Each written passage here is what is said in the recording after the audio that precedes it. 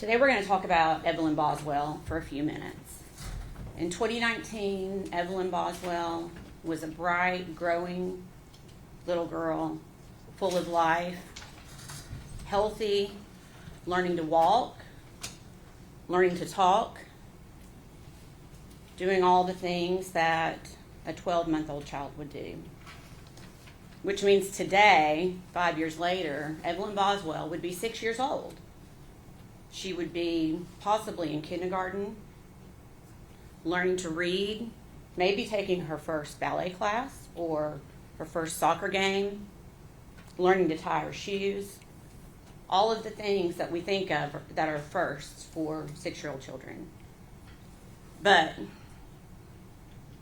based upon the last 2 days of our jury selection, we all know that Evelyn Boswell is not going to do any of those things.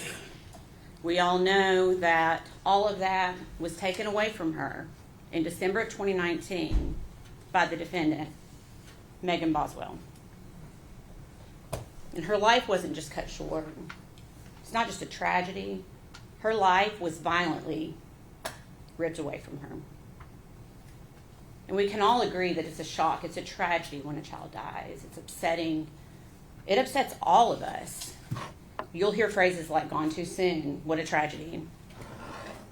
A child has such a life ahead of them. And a lot of times it is a tragedy. And in this case, it's a tragedy too. But in this case, it was a preventable tragedy. There's so much more to this story that you are going to hear. Because Evelyn did not have to die. Evelyn could be here today. And so today, 5 years later, we are asking you to give justice to Evelyn Boswell. During this trial, you will learn that the one person, Evelyn's mother, Megan Boswell, who was entrusted more than anyone else to take care of her, to keep her safe, to protect her, that she failed her in the worst possible way.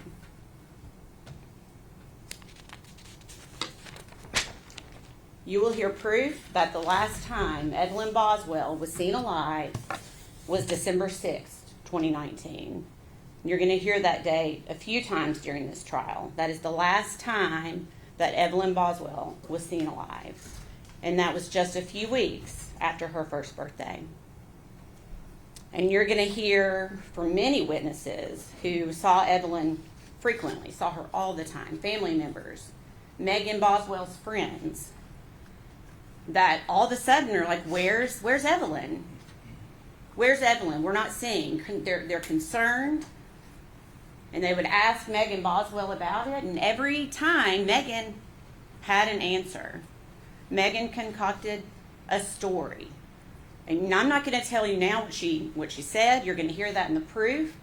But she told all kinds of different stories, depending on the person that she was talking to. And you will hear from those witnesses today. But you will hear, or this week, but you will hear there was concern. But, they knew Megan. They thought they knew Megan, I should say. And so they wanted to trust that what she was telling them was the truth. But it was not the truth. So after December, what happens next? We have Christmas, New Year's. Where's Evelyn? There is no Evelyn. You will not see any proof that Evelyn was seen at Christmas, New Year's. Then we jump to January. The entire month of January 2020, 31 days. Where's Evelyn? There's no Evelyn.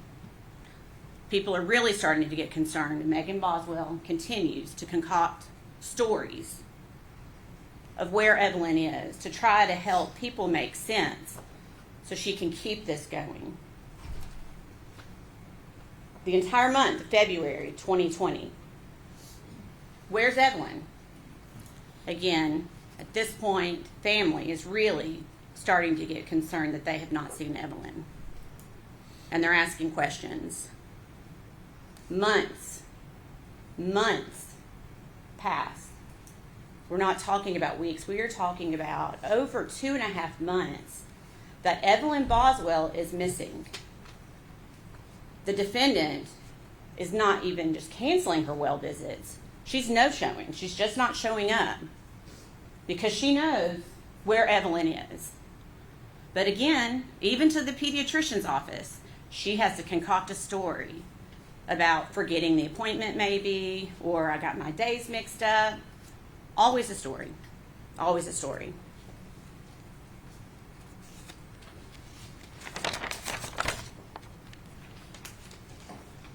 So we know now, we did not know then, but we know now that from early December, Evelyn Boswell, even though it had not been reported by Megan Boswell, Evelyn Boswell was a missing child from early December until almost the end of February. She was a missing child. And the only person who knew that, the person who was entrusted to take care of her the most, is the only person who knew that Evelyn was actually missing. And she just left it unreported. Over 2 months later, finally, Megan Boswell's dad, Tommy Boswell, finally essentially puts an ultimatum down on his daughter and says, I'm tired of the stories. If you don't show me my grandchild by the next day, I'm essentially calling the police. Well, Megan knew she could not do that, and she did not do that. And Tommy Boswell finally was the one to report Evelyn missing on February 18th of 2020. Finally, law enforcement gets involved, the Tennessee Bureau of Investigation gets involved, the FBI gets involved, all hands on deck to find this missing child. She's finally reported missing. But it's important to note that it was not Megan Boswell that reported her child missing. Megan Boswell never reported her child missing. So you're going to hear from December of 2019 until February of 2020, when it's finally reported, that the defendant's biggest believable story, that really is probably what kept the family from reporting earlier, is she was saying that Evelyn was with her father, Ethan Perry. And you'll hear a lot about Ethan Perry, and you'll get to hear from Ethan Perry yourselves. Ethan Perry is actually not Evelyn's father, but Megan led him to believe that he was the father. And everyone, for all purposes, also believed Ethan Perry was the father. So to the family, they're like, well, that's good. He's stepping up. The father's stepping up. That's good. We're proud of him. And that is the story that Megan Boswell told mostly to her family, to her friends. You were going to hear a lot of testimony about her just telling everyone that Ethan Perry has gotten Evelyn. First, you'll hear that they're trading weeks, but doesn't make sense because people are still not seeing Evelyn. So then Megan took it one step further, where he took her to court and got emergency custody, blaming her for something. And again, not true. There was never court. There were no documents. Juvenile court was never involved. It was just another story that Megan Boswell was telling because she knew where Evelyn was, and she had to keep perpetuating this lie. Interestingly enough, she didn't think it through completely because Ethan Perry at the time was in the Army in Louisiana. He lived in barracks, and I think we all understand and know that in the barracks, there's not going to be a toddler running around. But Megan Boswell, in perpetuating that story, she didn't care. She got the entire Army involved in this to go investigate this poor guy who was trying to serve our country in Louisiana. Pulling him out of his duty, I can't imagine the chaos that caused, all because Megan Boswell wanted to perpetuate this lie. And Ethan Perry didn't even see Evelyn in December. You will hear that he came in to visit his grandparents on leave. He never saw Evelyn Boswell over Christmas or over December. We all know why now. But at the time, Megan, again, tells the story. Evelyn has the flu. She can't come. And you will hear the testimony that no one saw, no one, not Ethan Perry or anyone else saw Evelyn Boswell in December. The hard part. From early December of 2019 until later when her body was found, Evelyn was always in the same place. And Megan Boswell knew that. Megan Boswell knew that because she is the one that put Evelyn there. She placed Evelyn's body in a kitchen trash can.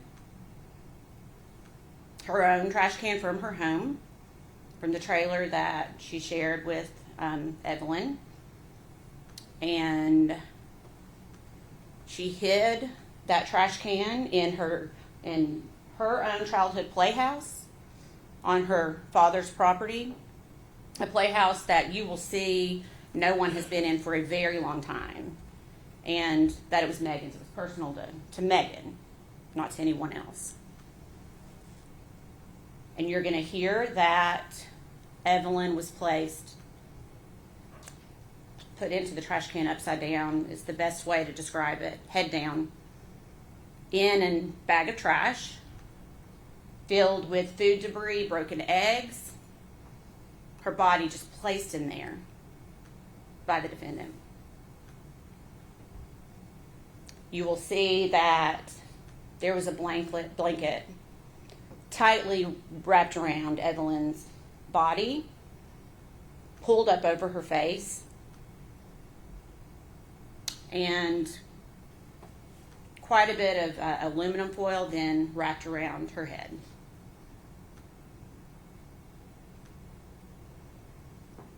The blanket completely covering her face, the foil completely covering her head. Upside down in a trash can, still in her purple fleece onesie and diaper. And as terrible as it is to say, you are going to hear that she just wasn't placed in the trash can, but then another trash bag was placed on top of her. And that trash bag was shoved down into the trash can, compressing Evelyn into the trash can. That's what we're dealing with today. And you're going to hear proof that directly links only one person to this crime, this horrendous crime. You are going to hear that the only person linked to this crime is sitting at this table right here. You are going to hear it from many witnesses. You're going to hear all of the stories that she concocted, the lies that she told, and you're going to hear forensic evidence that links the defendant, Megan Boswell, and only the defendant, Megan Boswell, to this crime.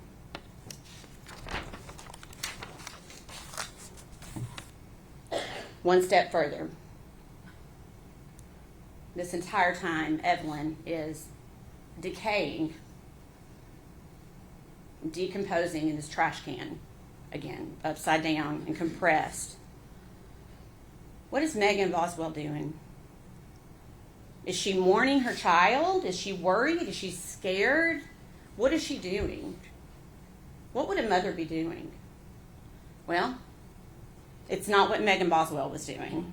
And you're going to hear that because Megan Boswell got a new boyfriend, and it conveniently happened at pretty much exactly the same time that Evelyn disappears, when no one sees Evelyn again. Megan Boswell has decided she's just going to, Evelyn just out of the head, and she's moving on with her life. And she is living her best life, and you will hear that.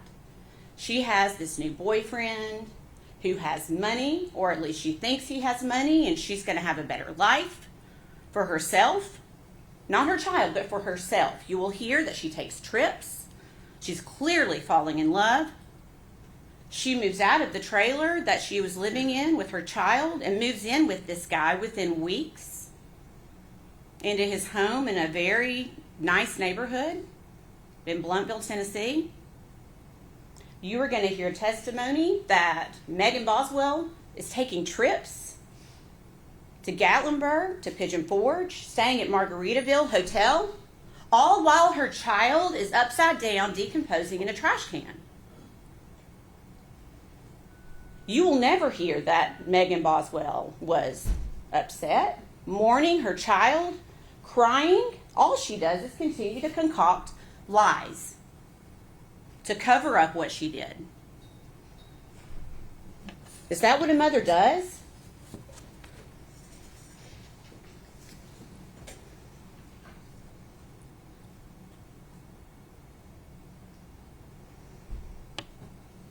So you will hear that when Tommy Boswell reports, it's essentially all hands on deck with law enforcement.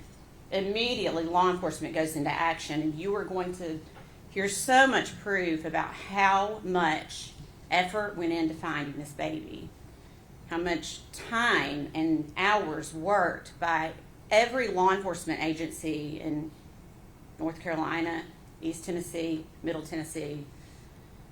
Everyone putting their efforts into trying to find this little girl and hoping, just hoping, to find her alive.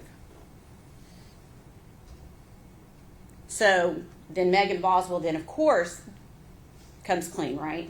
Once law enforcement's involved, because Megan knows where Evelyn is, so she's gonna tell law enforcement, right? The answer is no, and you probably can gather that by General Harper reading the indictment for about 40 minutes this morning. Megan Boswell continues to perpetuate her stories, concocting anything, blaming anyone else, Ethan Perry, for a day, 2 days. She continues that story of Ethan Perry. Then you'll hear she admits that's not true. So then she tries to blame her mom, her own mom. She decides to try to blame to try to get out of this because she knows this snowball is rolling down this hill and she's trying to stop it the best she can. Why is she doing that?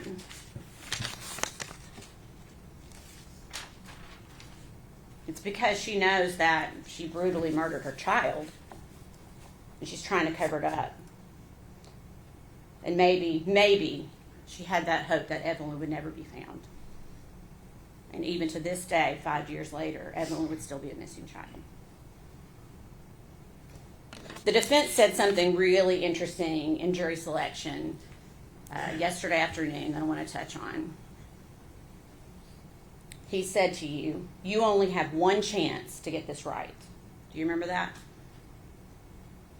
Then he said, Megan only has one chance to get this right. Do you remember that?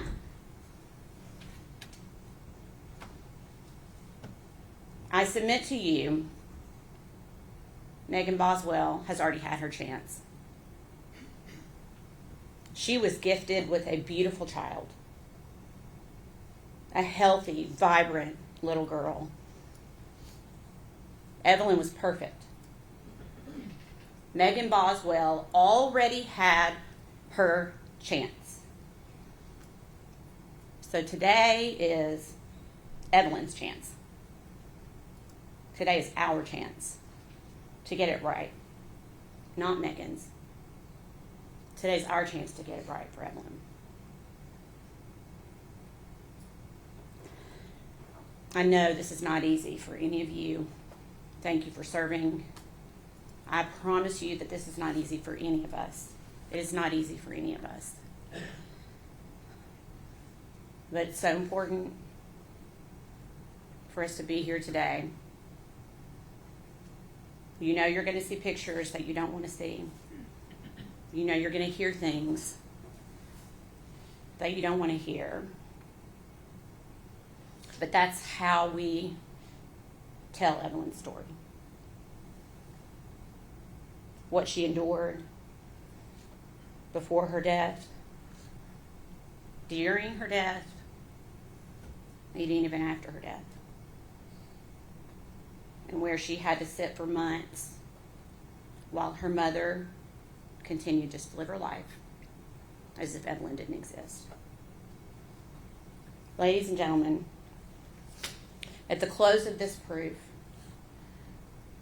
we believe you will be left with no doubt at all, that the defendant, Megan Boswell, is guilty as charged in every count of the indictment. Thank you. Thank you, Joe. Mr. Scott.